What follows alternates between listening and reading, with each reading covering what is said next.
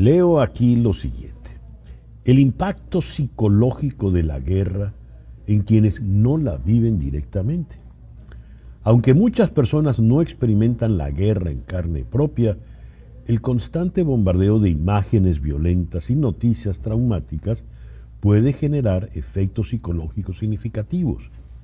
Imágenes de niños en los huesos, cadáveres, devastación, destrucción de todo tipo. Esto lo vamos a abordar, esa guerra a la distancia, el impacto, desde dos perspectivas.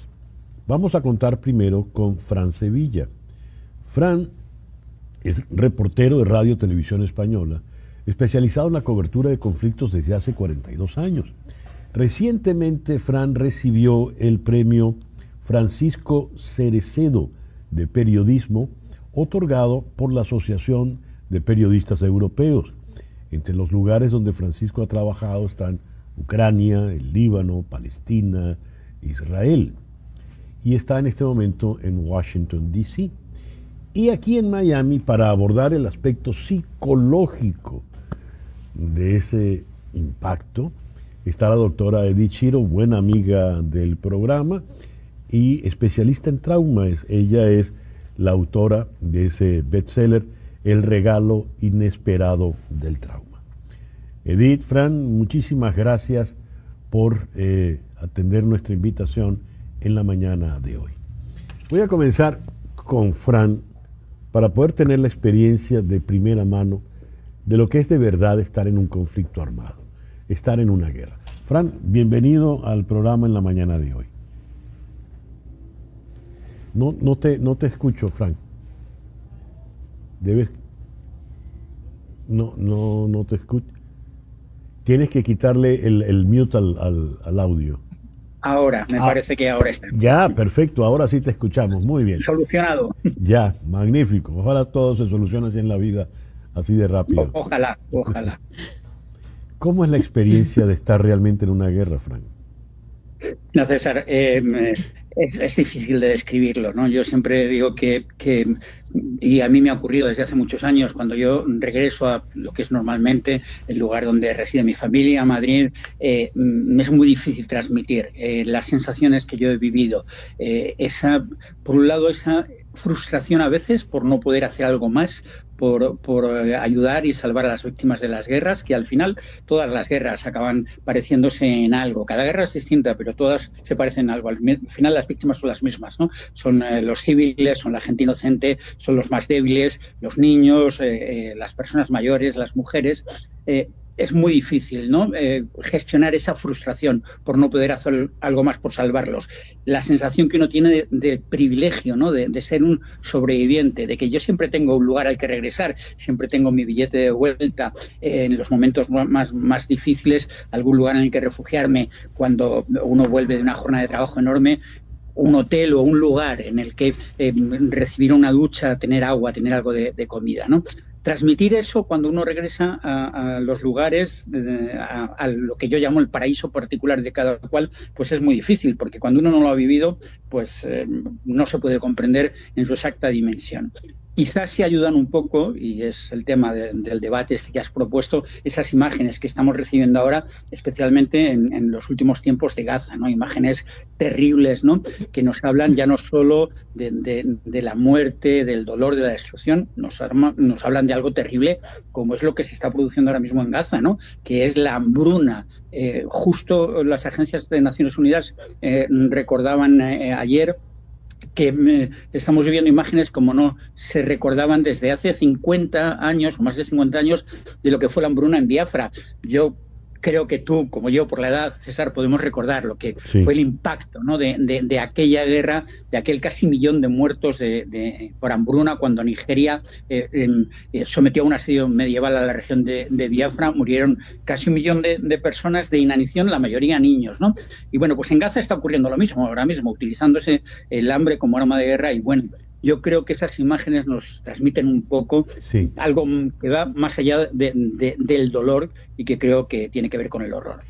De hecho, por primera vez, los propios corresponsales están siendo víctimas de la hambruna.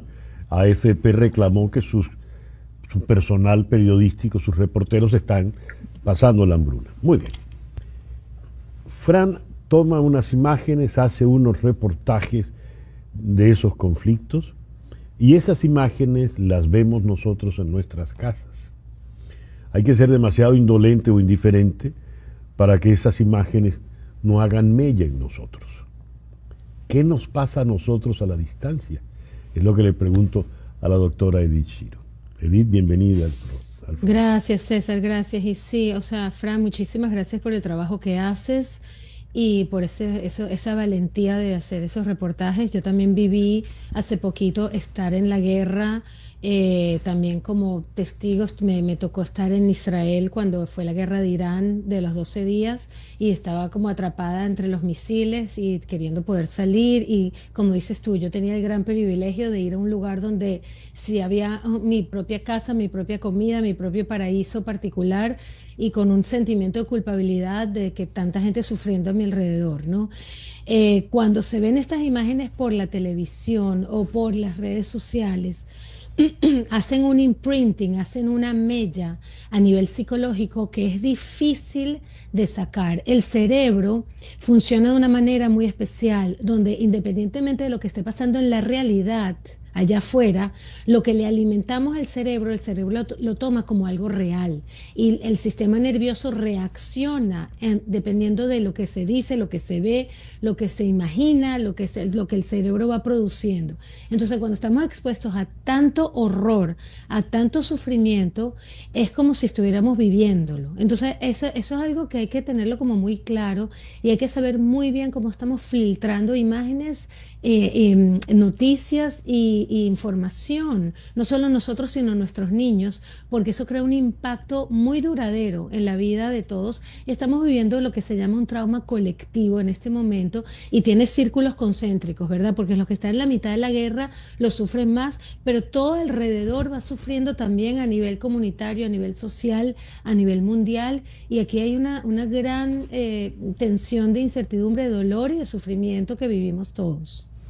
Evidentemente las guerras son noticias, los conflictos son noticia y mientras más cruentos son, más graves son, más noticias son, más tiene que ir el amigo Fran Sevilla a hacer su trabajo, su cobertura.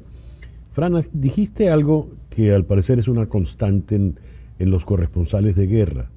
Es decir, podrías ayudar al herido, pero tienes que reportarlo, tienes que grabarlo, filmarlo, porque tu trabajo es ese. ¿Cuál es el conflicto que se te plantea a ti como corresponsal de guerra, Fran? Bueno, pues siempre es un conflicto muy, muy complicado, ¿no? Valga la redundancia, decir, el conflicto personal que uno vive cuando tiene que cubrir un conflicto bélico, ¿no? Tener claro que uno está allí como periodista, como reportero, y lo que tiene que tratar en todo momento es de transmitir lo que está sucediendo, ¿no? Una de las cosas que siempre ocurren en las guerras, y lleva ocurriendo desde hace muchos años, cuando hay dos bandos en conflicto, es la tentación a veces de sumarse a uno de los bandos, ¿no? Bueno, yo creo que no se debe hacer nunca. El periodista debe estar siempre al margen de los bandos que combaten y lo que sí que tiene que hacer es estar al lado de las víctimas en cuanto a la información, ¿no? Luego ya en lo personal, claro, hay momentos en los que es inevitable. A mí me ha ocurrido estando en escenarios, yo que sé, en Afganistán o en Ucrania o en Palestina, ¿no? De gente que en un momento dado puede necesitar algo de ayuda muy concreta, ¿no? De una asistencia con el botequín que uno lleva normalmente consigo o de traslado, ¿no? A un herido en su vehículo. Bueno, pues eso evidentemente se hace y también depende de cada uno, ¿no? de cada persona. Pero lo fundamental es que el reportero lo que tiene que hacer es transmitir de la manera más honesta posible lo que está ocurriendo, lo que está aconteciendo y su compromiso, y yo sí soy de los que defienden que como periodista y como persona con unos determinados valores que tienen que ver con los derechos humanos, pues que mi compromiso tiene que estar siempre con las víctimas de los conflictos. Edith, fíjate. El conflicto que se le plantea a Frank, que es en definitiva ese es su trabajo, estar en el teatro de los acontecimientos, ¿verdad? Pero el conflicto que se le puede plantear al mero espectador es decir, Bueno, apago la televisión, apago la radio y no sigo viendo esta noticia. Allí corres el riesgo sencillamente de aislarte del mundo, ¿no? ¿Qué le aconsejas a esa persona que está frente al televisor, frente a la radio o ya frente a su computadora, a su ordenador, con toda esta gran cantidad de información con la que nos bombardean ahora? Sí, mira, yo creo que hace 20 años se podía apagar la televisión, ¿verdad? Y no estar en contacto. Hoy en día, César, lo veo tan difícil no estar expuesto a toda la información que pasa a nivel global. Mi consejo siempre es, y muy de acuerdo también con Frank en el sentido de que en vez de tomar lados en los bandos, si podemos identificar que hay un conflicto y que el sufrimiento humano no es beneficioso para nadie, que a la final es tan doloroso lo que está pasando que en vez de enfatizar alguno de los bandos, es tratar de estar del lado de los derechos y del lado de la paz. Lo que me parece importantísimo es tomar conciencia, ¿no?, de lo que está pasando y que en este momento no tenemos el lujo de ser ciudadanos inconscientes, sino más bien decir, tengo el derecho de elegir lo que voy a consumir, lo que voy a ver y de una manera inteligente. Me quiero informar de lo que está pasando, hazlo de una manera que pueda ser beneficiosa para saber lo que quieres y más bien yo diría tomar acción de una forma que ayude. Por ejemplo, quieres mandar dinero, quieres apoyar a organizaciones non-profit, quieres apoyar, o sea, leer de alguna manera, contribuir, pero no esa morbosidad de estar constantemente bombardeado con información que no te sirve para nada. Frank, dijiste al principio algo que me llamó la atención. Dijiste, todos esos conflictos son iguales. En el sentido de que hay unos hombres armados que se matan entre sí, pero las verdaderas víctimas son los inocentes que están de por medio. Los niños, los ancianos, las mujeres embarazadas. ¿Cómo ha sido tu experiencia que ha variado en la geografía? Porque has tenido una cobertura de conflictos en muchas partes. ¿Dónde pudiste determinar esta es la constante? Yo creo que se ha ido consolidando con el paso de los años. Fíjate que ahora mismo, por ejemplo, el caso de Ucrania, donde lo que es la línea del frente se parece mucho a lo que fue la Primera Guerra Mundial, en el sentido de que es una línea de trincheras, ¿no?, con disparos de la artillería, pero que se mueve muy poco, ¿no? Pero, sin embargo, las víctimas, sobre todo ahora mismo, están siendo civiles. Si comparamos lo que ocurría en la Primera Guerra Mundial, llamada también la Gran Guerra, ahí sobre todo morían soldados, militares, hombres armados, que no deja de ser trágico también, sin ninguna duda. Claro. Pero a medida que va evolucionando, no sé si llamarlo la industria bélica, de armas más potentes y también el concepto bélico, ya en la Segunda Guerra Mundial vemos que el número de muertos se equipara entre civiles y militares. Los conflictos en las últimas décadas, si nos atenemos a lo que son las cifras, hay muchos más muertos civiles que militares. Eso es lo que está ocurriendo, por ejemplo, en Gaza ahora mismo, que la mayoría de los civiles palestinos son población civil, o el ataque de Hamas del 7 de octubre, que lo que afectó fue sobre todo a civiles israelíes, y es lo que hemos visto, lo vimos en la invasión de Irak, en Afganistán, lo vimos en la mayoría de los conflictos de las últimas décadas, que cada vez los hombres de armas corren menos riesgos que los que corre la población civil, que se convierten en rehenes de esos conflictos. Sumamente dramático y condenable lo que acabas de decir, Fran, porque están exponiendo a los civiles como carne de cañón, ¿verdad? Sin ninguna duda, es una tragedia terrible y debería hacer reflexionar a nuestros dirigentes en todos los países, ¿no?, sobre de qué sirven realmente las guerras, por qué impulsamos esos conflictos bélicos, por qué lanzamos, ¿no?, tantas poblaciones indefensas, incólumes, a una tragedia como la que se está viviendo en todos los escenarios bélicos que hay ahora mismo. Te estoy hablando de escenarios bélicos en los que yo he estado últimamente, como Ucrania, el Líbano, Palestina, Israel, pero también están ahí las guerras, o lo que llamamos las guerras olvidadas, por ejemplo, en África, en la República Democrática del Congo, en otros rincones africanos, donde Sudán, donde la población civil también se ve sometida a una violencia extrema, atroz, y a la que desde los países occidentales prestamos menos atención, quizá porque consideramos que hay menos intereses en juego, o porque mediáticamente nos fijamos más en aquello que tenemos más próximo, no solo geográfica, sino culturalmente, ¿no? Pero la realidad es esa, la realidad es, por desgracia, en los conflictos bélicos en todo el planeta. Sí. Edith, mencionaste una palabra muy delicada en todo esto, el morbo. ¿Cómo juega el morbo en ese espectador que está a la distancia del conflicto, pero igual lo está sufriendo?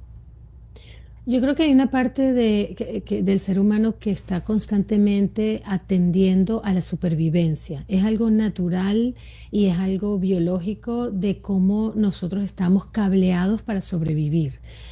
Cuando tenemos que atender a dónde viene el peligro, de dónde viene el peligro, es parte de cómo funcionamos, de nuestra supervivencia, y hace que queramos atender dónde están las cosas que están pasando más dramáticas, más difíciles, más dolorosas, para protegernos de eso. En realidad es un poco para ver qué nos toca de cerca, pero también cómo nos podemos proteger de una situación así que no queremos vivir.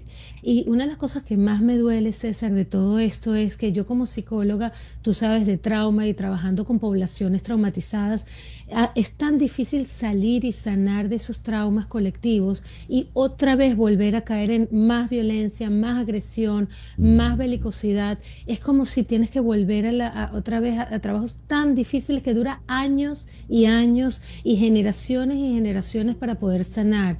Cada movimiento de estos y cada morbosidad también de atender, la gente se vuelve más violenta mientras más violencia ve. Y no solamente se vuelve más violenta, sino se vuelve más anestesiada a la violencia. Entonces tiene más tolerancia a consumir violencia, lo cual lo hace extremadamente peligroso, porque mientras más tolerancia a la violencia hay, más permisividad hay, más aceptación de más violencia. Por eso yo creo que estamos ahora en un momento donde entre las películas, los videojuegos y las noticias que se están viendo, la gente ya está tan acostumbrada a ver esas horrores, imágenes de horrores, que ya, bueno, mientras más hay, más, y no hay ninguna reacción. No hay una posición firme de decir no queremos más esto, ¿no? Ya. Muy interesante, de verdad, muy interesante. Quiero agradecerles a ambos, a la doctora Edith Shiro y a Fran Sevilla, por habernos acompañado en esta conversación de esta mañana. Muchísimas gracias a los dos. Gracias, César, por invitarme. Gracias.